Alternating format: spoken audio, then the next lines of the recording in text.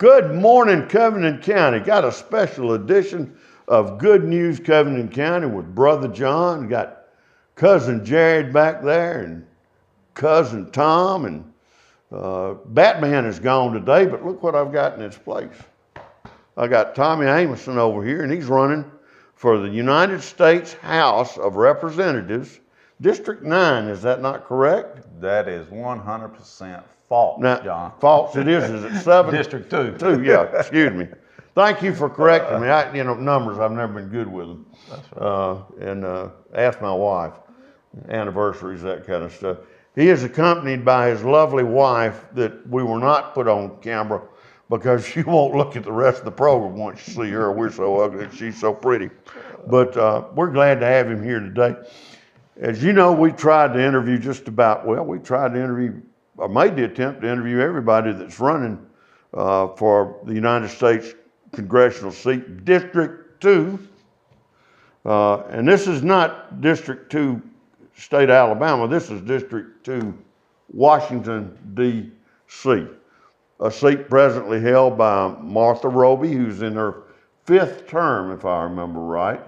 4th, just running for her 5th. Yeah, running for her 5th term. She's opposed by several people this time. It's going to be an interesting race. But we're not here to talk about anybody. We're here to talk about, well, anybody but Tommy.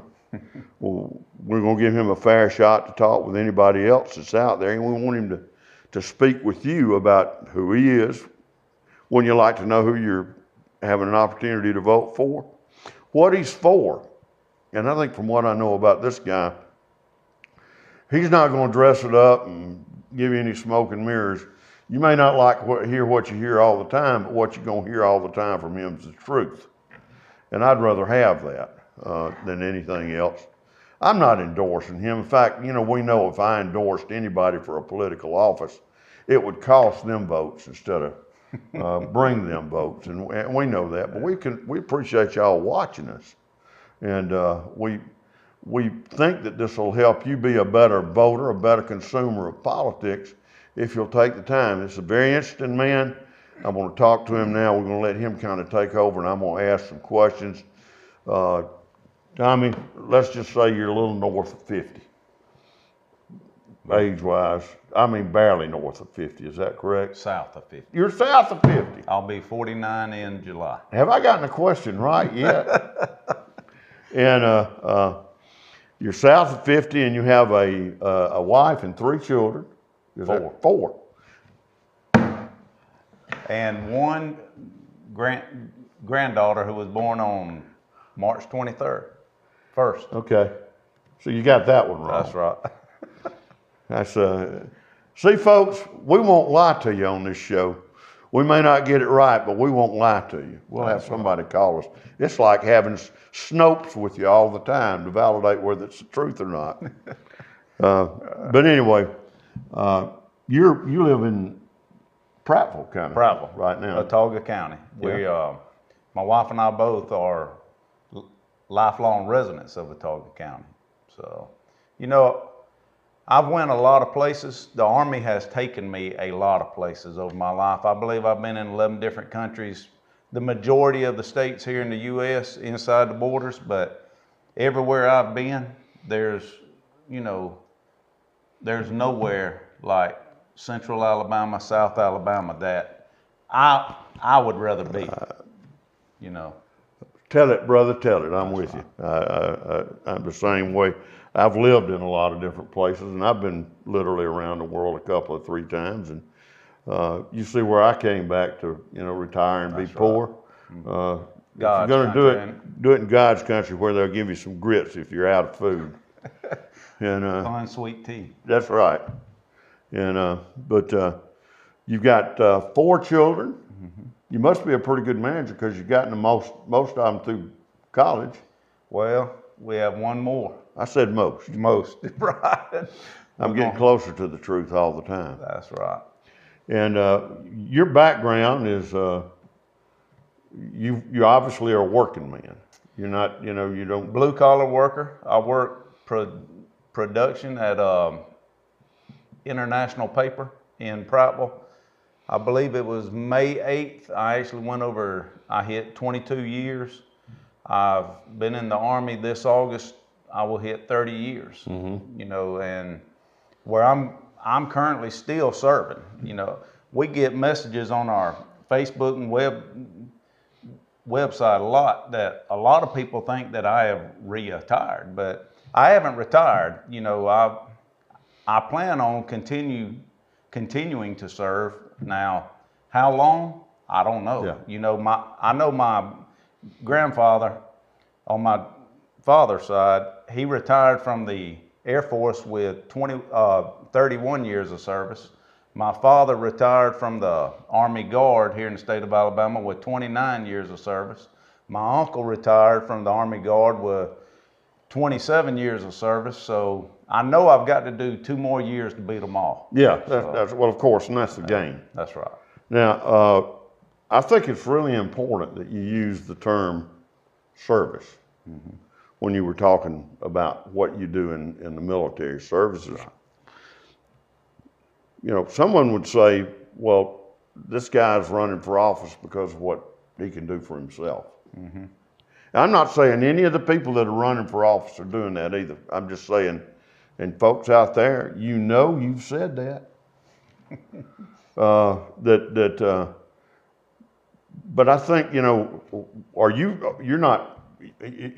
you would be crazy if you would admit that to me anyway, and I don't think you're crazy because you passed the driving test. Well, but why are you running for this office? You know, John, frustration mainly, but the reason that we accepted the challenge to run for this position is simply because of what you said. You know, it's not anything for us. We want, you know, the term drain the swamp has been chanted for what, 2.5, 3.5 years now. And, right. You know, there's no way of making that happen unless we get the political elites out of our elected offices and we elect true servants to these positions. And you know, the one thing that I can tell the people is that's who I am. I mean, I've done nothing but give a lifetime of service to our country, and we just, you know, it couldn't suit us better than to take that same servant's heart and that same servant's role and take it to Washington, D.C. for the people of this district, you know. Well, that's what you hope every politician really sincerely does. I guess one of the things that I need to ask early on is, how do you feel about term limits? Oh, I'm absolutely for it. You know, I believe when our forefathers set our government up, you know, there's a reason why the House has 2-year terms. You know, I don't believe for 1 second that any of our positions in our elected offices were intended to be career positions, you know. Right. Now, not long ago, in the interest of whatever, I'm just making sure the checks don't bounce, I guess, they passed this broad omnibusman financial act. And in that act were a number of things that a lot of people didn't like, or, you know, they were funding for things that people didn't feel like they could support because the government itself has gotten where it's all interlinked and, you know, it's worse than a chain link fence or a net. Were you in support of that omnibus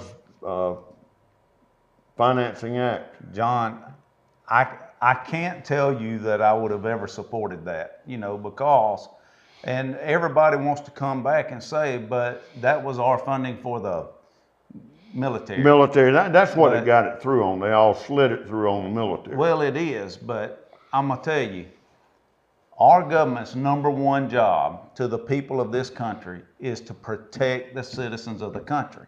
So I don't believe for a minute that a military budget bill by itself would have never passed, you know, because that's the role of this, of our country. Omnibus bill, you know, there again, like you said, politics is getting them, you know, in too deep. We live in a very, very conservative district, maybe the most conservative district in the state of Alabama.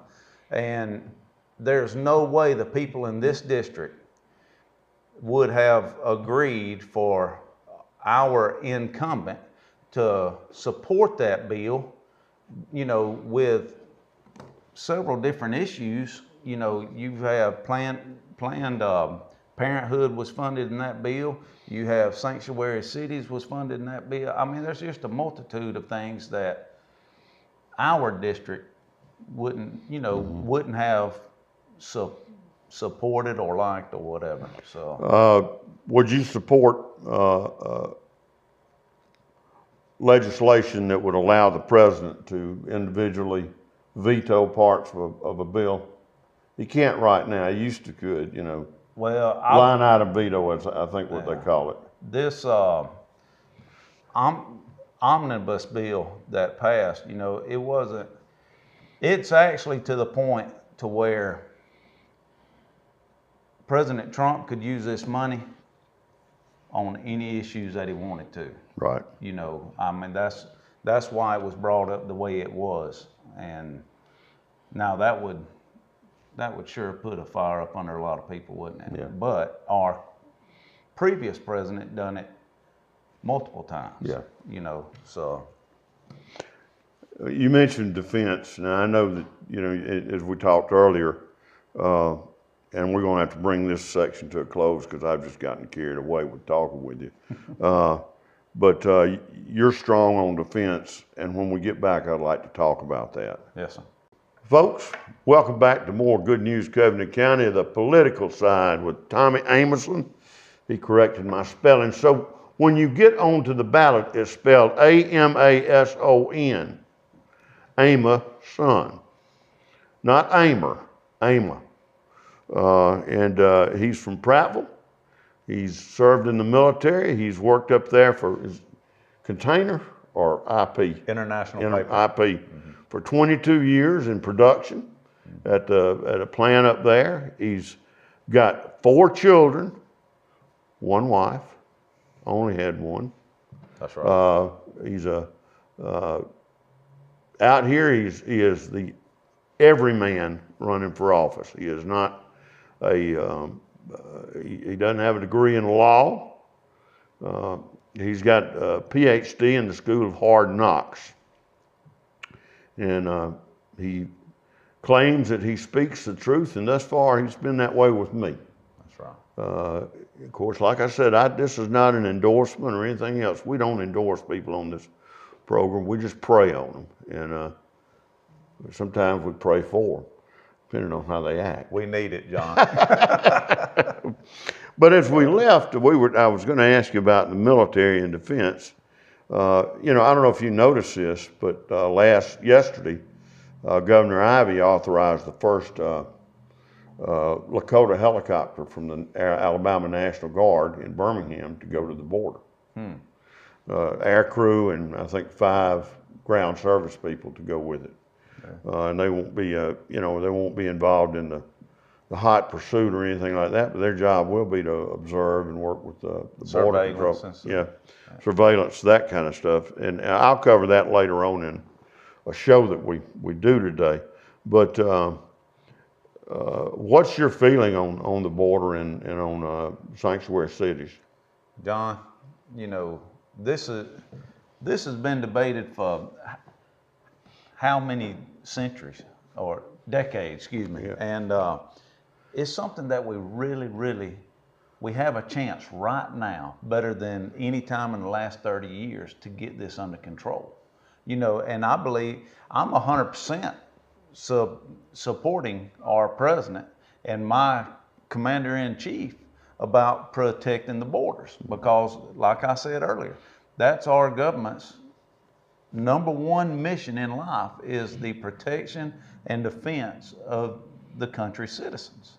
So look, I've said this 1,000 times. If it takes building a wall to protect the citizens of this country, we have to get behind our president and we have to build a wall. And as far as, the states activating guardsmen, hey, I'm all for it. If Governor Ivy, she knows what she's able to do. She knows the financial side of what she can do. So whatever we can afford to help benefit the cause, I'm all for it. Sanctuary cities. Sanctuary cities, they have no place, in my opinion, in our society. If these people are criminals, these people are illegal aliens. So therein lies a question that I have to every member of Congress, whether they're in the Senate or whether they're in the House, on illegal means what? Not legal. Exactly. You have to obey the laws, right? If I'm not legal, I'm probably a criminal. Maybe. Exactly. I have to obey the laws. So why do we steadfastly let these illegal aliens stay in our country? There's so many who come in legally, and our country, and make great contributions to our country. Great contributions. Great people. Amen. Yeah, exactly. So we need to enforce the laws that we already have, is the issue at hand. We're not enforcing our own laws. Mm-hmm. And I think if us as a people, us as a government, if we enforce our laws on the books right now, I think things fix themselves. That's true about a lot of things. The Second Amendment. Can I go back on something? As long as you don't contradict yourself. No. And as far as the sanctuary cities, I don't believe we should give a penny to them. Okay. I didn't add that because the sanctuary cities thing is bothered me as much as anything. Mm-hmm. And I would say this to any candidate, not just you, Tommy. In 1861, Charleston, South Carolina decided to become a sanctuary city and fired a bunch of cannon shells over into Fort Sumter. And the war between the states started because they thought that their rights were superseded the rights of the United States government. And the Constitution clearly states that otherwise. And when I hear somebody talk about a sanctuary city, there's probably some things I'm in sympathy with about what they do for people and that kind of stuff. But I don't think that any city or state has a right to supersede the power and law of the United States or the federal government. And if they do, they're operating under the same kind of precedent that those people that shelled Fort Sumter did. And we know what that led to. That's right. The worst war in the history of the United States. We don't need that again. That's right. Doom and gloom from John. But anyway, what do you think about the defense budget right now? Where are we at compared to where we were? You know this. Oh, it's absolutely great. We've gotten actually President Trump got more money than what he wanted, But as a current service member, all the average citizen ever hears is about how each branch needs this amount of money or this amount of money, and as a current service member, I'm concerned about what gets down to the soldier level.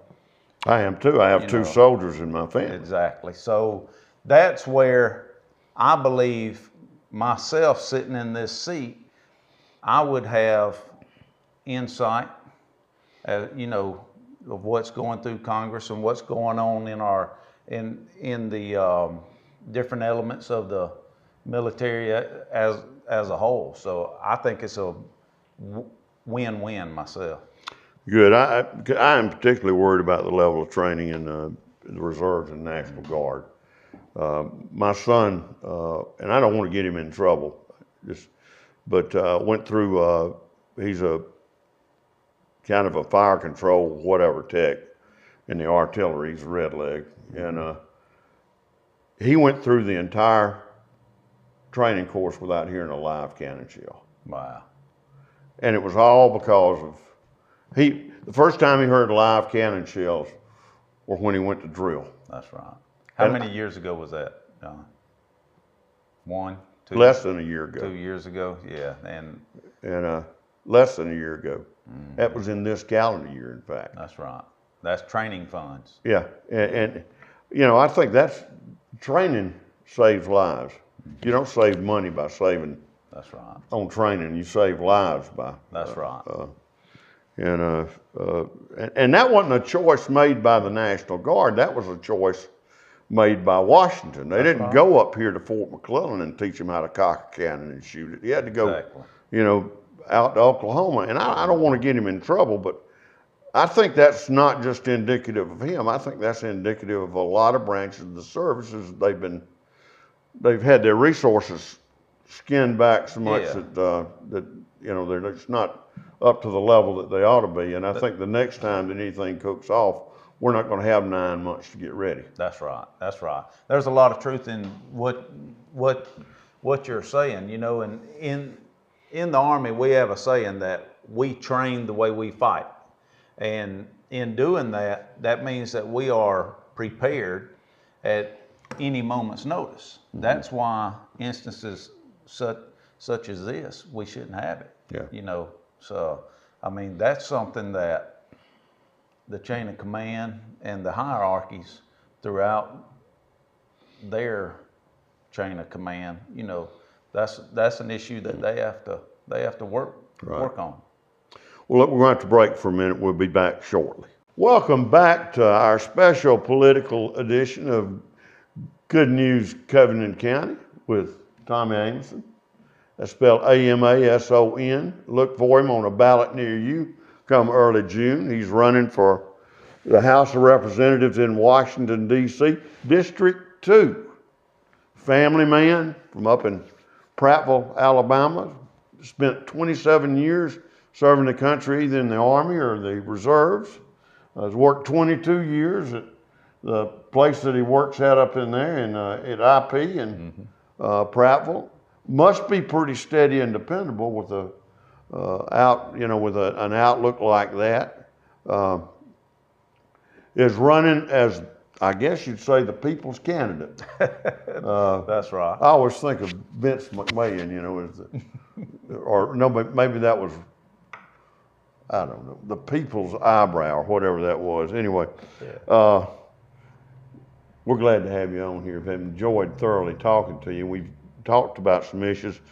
Got a couple of things I want to ask you about, and then I want you to, if we missed anything, I want you to kind of talk about what you really close to your heart. Yes. Second Amendment. What about? 100% in support of. Okay. Now, can I add something on that? Sure. I found out yesterday when we announced that we were running for this seat last July. It was July 27th is when we actually announced. One of my campaign staff, they contacted the NRA. It was probably in late August, and the NRA told us then that they would not endorse a candidate unless they were the incumbent. So yesterday I found out that the NRA put out a list of candidates and had whether they supposedly they sent a questionnaire to all the candidates in the state, maybe nation. Well, beside Tommy Amason name, there's a question mark. Doesn't explain. I didn't receive a questionnaire from the NRA, so I'm the only candidate on that website that doesn't have an A beside their name. Now, I am probably the only candidate in this race who is a true dues-paying, card-toting member of the NRA. I'm not saying that. I mean, I do own a membership to the NRA. I do have a card that I tote. A lot of times it stays in my truck. Sometimes it's in my wallet. Right. I just, I would really like the people to know now. There may be an explanation as to why I didn't get a questionnaire from the NRA. The city of Prattville's post office caught fire probably a month and a half ago, 2 months ago, and it wasn't the post office, it was just the P.O. boxes and it just so happens it was on our side of the wall, and April 15th is when it was. You think it was an accident that occurred on tax day? Nope. I don't know. I asked one of the postmen the other day. I was inside, and I asked them if they thought that had anything to do with it. Nobody's have saying an opinion anything on that. That's right. So, but anyhow, we didn't.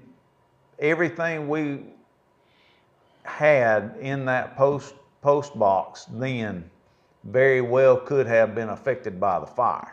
Now, they never sent me a backup. They never sent anything to my email, my campaign email address or anything. So I do want to get that out there just in case somebody does happen across that website and they see a question mark beside Tommy's name, that it's not that Tommy does not support the NRA. It's not that Tommy does not support the Second Amendment, because, You don't have to apologize for that, Tom. But it makes me feel, I don't want somebody thinking the wrong thing about me, so. All right, now, from what I can see and look at, you're about the most, one of the most efficiently funded campaigns out there. Now, folks, I say that efficiently funded. That actually means that he's probably spent as little as anybody campaigning for the second congressional district has. I don't know for that for sure, but I think it's probably pretty close, just from what I've been able to observe. And now part of that's because you haven't taken any money from any lobbyist or anything like that. I guess most of what monies you've received has either been yours or money that you've loaned the campaign, or maybe just a little bit of grassroots funding. Well, quite a bit of grassroots funding. A lot of, I have, and everybody can see it, but I have, I'm not going to say made loans to my campaign. I've put my own money in the campaign, and, family, friends, we have on our website, we have a donate page, and it has just been phenomenal how much support that we've gotten now. When I say phenomenal, that's to me. Right. I'm not the politician who I'm not a politician at all, but I guess what I'm trying to say is I'm not one of those who believes that you have to have $100,000, $200,000, $300,000 to get your point across to the people. Personally, I don't believe in money, or, my belief is in the people, and that's where I want it to stay. Well, certainly one of your opposition has spent an awful lot of money in the central part of the state, from what I can see of looking at the advertising, That's right. Expenses for different campaigns, and I'm not going to get into who that is, but it seems to me like that an awful lot of their the thrust of where they're actually spending their time and money is up in the central part of the state rather than all over the district, because there are a lot of numbers there. That's right. That's right. Now, so if this is your plug, if you want to tell them where they can send money or what your website is, do it right now. Right now, I'll close my ears. No, well, you can, our social media, you can go to Tommy Amason for Congress. We have it on there. That's our Facebook, or www.tommy.amason is our website. But this is what I'll tell you, you know, we have spent a lot of time in the central part of the state because that's where the numbers, you know, the majority of the numbers are. But I've spent more time in the Wiregrass and in Covington County than I have anywhere because, you know, when we first started this, the just open arms. My wife and I have been just so welcomed by the people here in the southern part of the state. And I've actually got friends, you know, who's chicken farmers, cattle farmers, and stuff that live in the southern part of the state. So it has worked out really, really well for us. And as far as, you know, the money, you know, it is what it is. You know, I said when I announced at my announcement speech that I wouldn't raise the money that some of the others would, but that I was going to work as hard, if not harder, as all of them. So, and I feel like, you know, our campaign has been out there and we've been at it just about as hard. When you work 2 full-time jobs plus campaign, I'm going to say we have done absolutely wonderful. Folks, we're going to stop for a minute, come back with our final segment. Welcome back to our final section of a wonderful interview with the People's candidate, Tommy Amason, from running in the 2nd Congressional District in Alabama, running against a lot of people, an incumbent and a bunch more. Full field. Full field, that's right. It's like watching dogs after a fox or something. I mean, you got a whole bunch of dogs back there barking and baying. And we're glad to have you barking and baying with us today, Tommy. Well, it's been a pleasure being here. Thank you. 2 things I'd like to touch with. One of them is, well, actually just one. We kind of gotten everything else I was interested in. But one of the, one touches on the other. One of them is a broadband internet in the rural areas, and this would be a rural area. It's something that a lot of people talk about, not many people have done much about. And I say that because if you look, and I know you're smart enough, you've done this. If you look at the map of Alabama, you're going to see up across the north, you're going to see a lot of industrialization. That Tennessee Valley, they've got electricity, they've got education, they've got power, you know, they've got transportation systems, rail, road, and river. That's right. Airports as well. You come down the west side of the state, you've got transportation. Although it's not developed in the Black Belt area, you've still got places where, you know, you've got water development. You've got actually more development on the Mississippi side than you do on the Alabama side. Neither one of those areas are an area that you will run in. Right. If you go down until you get down to around Monroeville, then you start to see, from Monroeville on down, you start to see Jackson and Grove Hill, Jackson, Monroeville. There on the river, you see that start to develop. You've got chemical plants that come down the river. You've got barge traffic that runs down that river. Right. You've got an interstate that runs basically from Birmingham to Tuscaloosa, Huntsville to Birmingham to Montgomery, and then down into the Mobile Bay. Mm-hmm. You've got rail that parallels that. In fact, you've got rail that parallels across not much of South Alabama, but South Mississippi and Northwest Florida. And you've got great industrial development there. You've got Astral, you've got Grumman, Northrop Grumman, you've got people building ships, people building airplanes, people building automobiles. Even when you get to Montgomery, if you go across there, you've got I-59 and 20, or rather, 20 and 65, and you've got Hyundai and all these other places. And then even if you go to the edge of the state, even though they're not in our state, you've got Kia right down the road. In Georgia, right. Right, and you come down the east side of the state, and you see very much of the same industrialization starting up above Eufaula, Auburn, Opelika area, and coming right down the state line as they come down there. Transportation, big routes into Atlanta, That's right. all this other kind of stuff. You up into Covington County? Infrastructure, John. Right. So, Dothan doesn't even have it, and Dothan's 80, 90,000 people, maybe 100. But until we can get our people educated,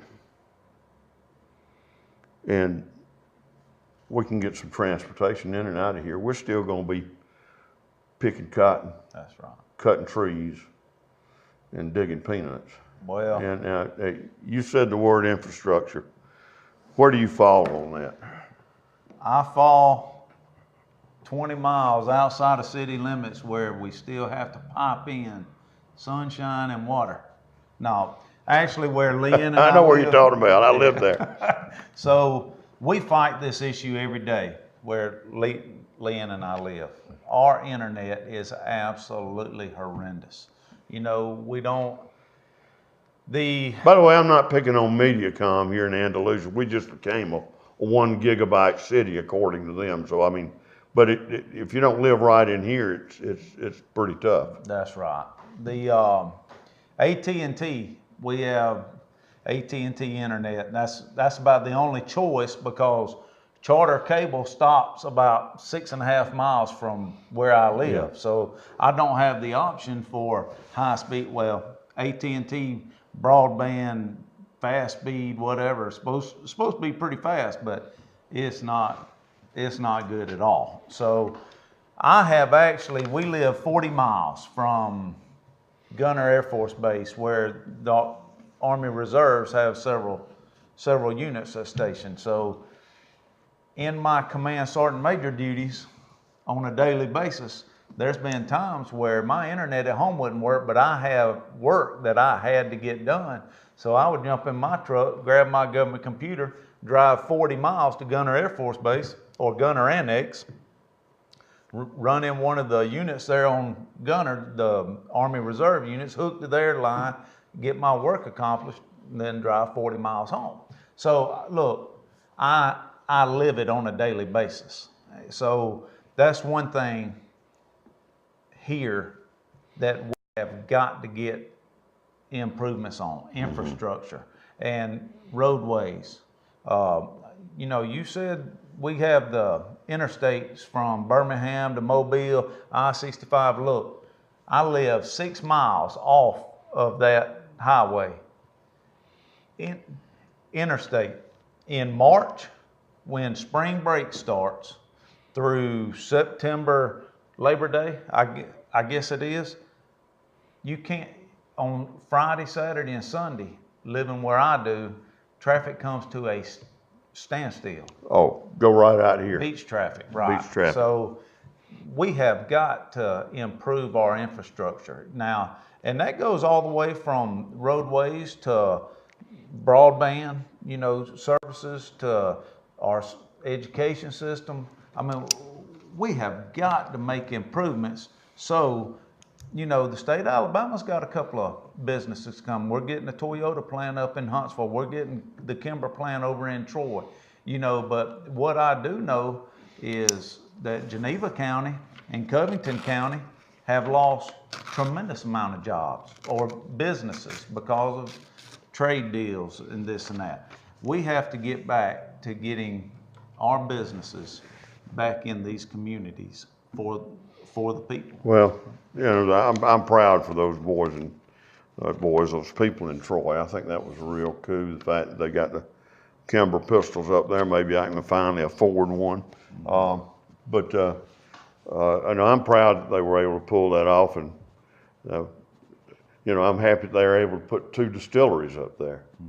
But it's important. It's important that this area down here, this is a tough area to live in. That's right. What else have we not covered that you'd like to cover, Tommy? What I would like to tell the people, your viewers, is simply put, Tommy Amason is the average everyday citizen. You know, I believe we covered a little bit of it, but I am the blue collar worker. I am the candidate who has worked 2 full-time jobs for the last 25 years to support his family. I'm the only candidate in this race who's served a lifetime of service to our country. You know, so I resonate well with the people here, especially within this district, and because I am the people in this district. You know, and if there's one thing that I want everybody to do is just go to your phone and just type in Tommy Amason for Congress and just research us. Matter of fact, research all 5 of us. You know, really research us, and I think you'll see that Tommy Amason is just as one of the people. You know, a true servant. And Well, I believe that. Tommy, we thank you for being here. Folks, I always have to end it like this. You know, this is not a paid political advertisement. There's no endorsement on here. This is just an interview with a man that wants to try to serve you. We've had several other people that say the same thing. We want you to carefully consider each one of them and make an informed choice on Election Day. Thanks for watching this. We'll see you later.